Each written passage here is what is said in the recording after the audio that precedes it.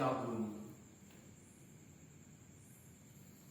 Seonggok jagung di kamar dan seorang pemuda yang kurang sekolahan. Memandang jagung itu, sang pemuda melihat ladang. Ia melihat petani. Ia melihat panen. Dan suatu hari subuh, para wanita dengan gendongan pergi ke pasar.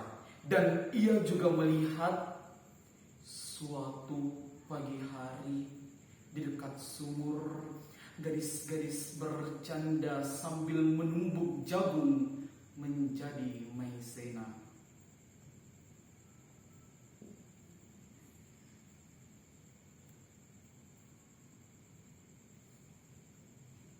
Sedang di dalam dapur, tungku-tungku menyala, di dalam udara murni tercium bau kue jagung. Seonggok jagung di kamar dan seorang pemuda. Ia siap menggarap jagung. Ia melihat kemungkinan otak dan tangan siap bekerja. Tapi ini seonggok jagung di kamar dan seorang pemuda tamat SLA. Tak ada uang, tak bisa menjadi mahasiswa. Hanya ada seonggok jagung di kamarnya.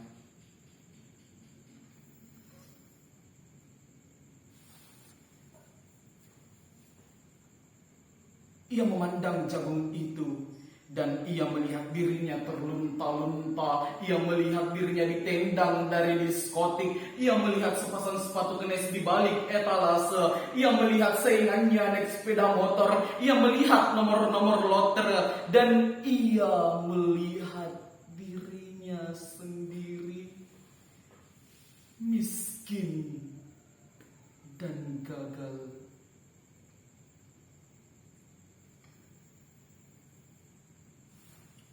Seonggok jagung di kamar tidak menyangkut pada akal, tidak akan menolongnya. Seonggok jagung di kamar tidak akan menolong seorang pemuda yang pandangan hidupnya berasal dari buku dan tidak dari kehidupan, yang tidak berlatih dalam metode dan hanya penuh hafalan kesimpulan, yang hanya terlatih sebagai pemakai tetapi kurang latihan bebas berkarya. Pendidikan telah memisahkannya dari kehidupan. Aku bertanya, apakah gunanya pendidikan bila hanya membuat seseorang asing di tengah kenyataan persoalannya?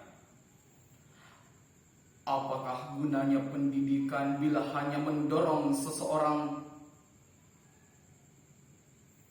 menjadi layang-layang di ibu kota kikuk pulang ke daerahnya?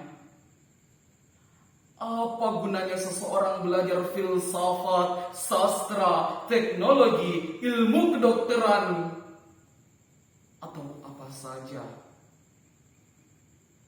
bila pada akhirnya ketika ia pulang ke daerahnya lalu berkata,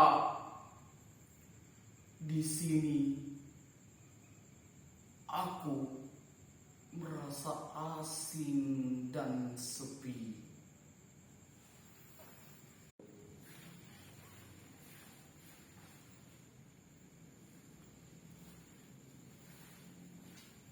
W.S.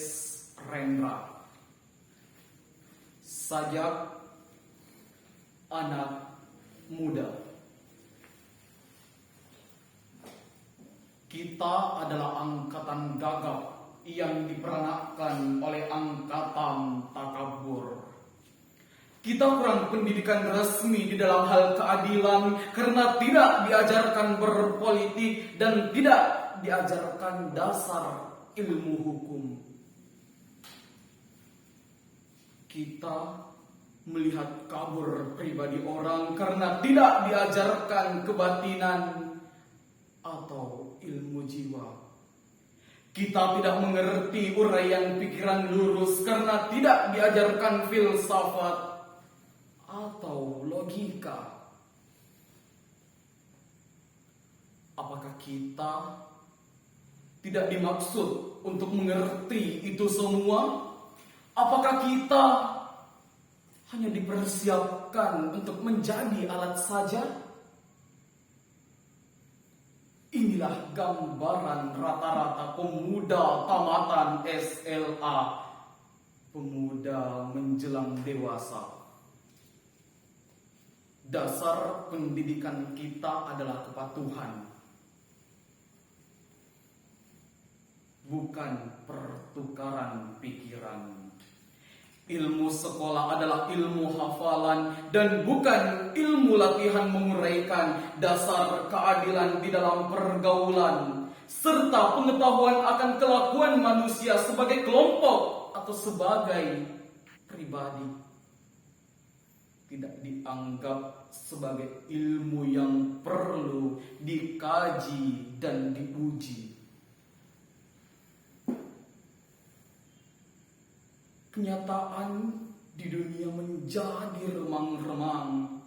Gejala-gejala yang muncul lalu lalang tidak bisa kita hubung-hubungkan. Kita marah pada diri sendiri. Kita sebal terhadap masa depan. Lalu akhirnya nikmati masa bodoh dan santai. Di dalam kegagapan kita hanya bisa membeli dan memakai tanpa bisa mencipta. Kita tidak bisa memimpin tetapi hanya bisa berkuasa. Persis seperti bapak kita. Pendidikan negeri ini berkiblat ke barat. Di sana anak-anak memang disiapkan untuk menjadi alat dari industri dan industri mereka berjalan tanpa henti. Tetapi kita dipersiapkan menjadi alat apa? Kita hanya menjadi alat birokrasi dan birokrasi menjadi berlebih-lebihan tanpa kegunaan, menjadi benalu di dahan.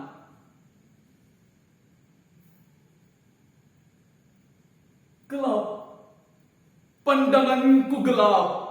Pendidikan tidak memberikan pencerahan, latihan-latihan tidak memberikan pekerjaan. Gelap, keluh kesahku gelap. Orang-orang yang hidup di dalam pengangguran, apakah yang terjadi di sekitarku ini? Karena tidak bisa kita tafsirkan, lebih baik kita lari ke dalam puisi ganja.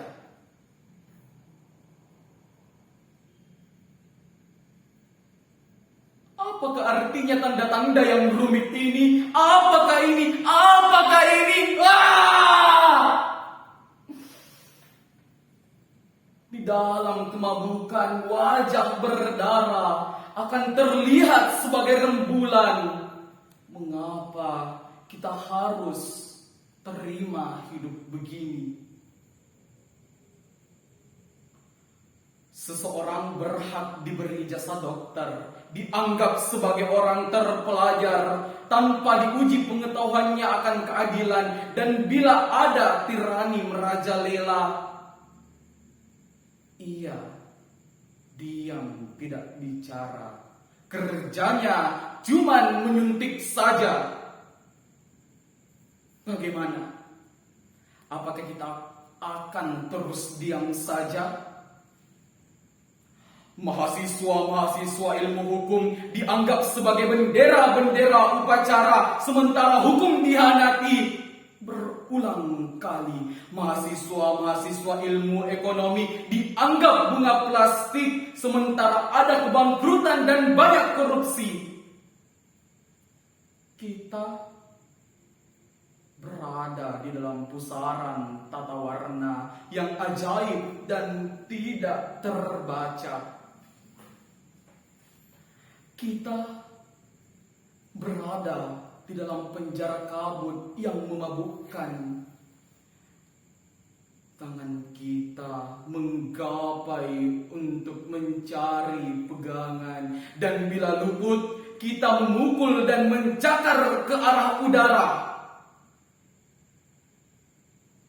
Kita adalah angkatan gagap yang diperanakkan oleh angkatan kurang ajar. Daya hidup telah diganti oleh nafsu. Pencerahan telah diganti oleh pembatasan. Kita adalah angkatan yang berbahaya.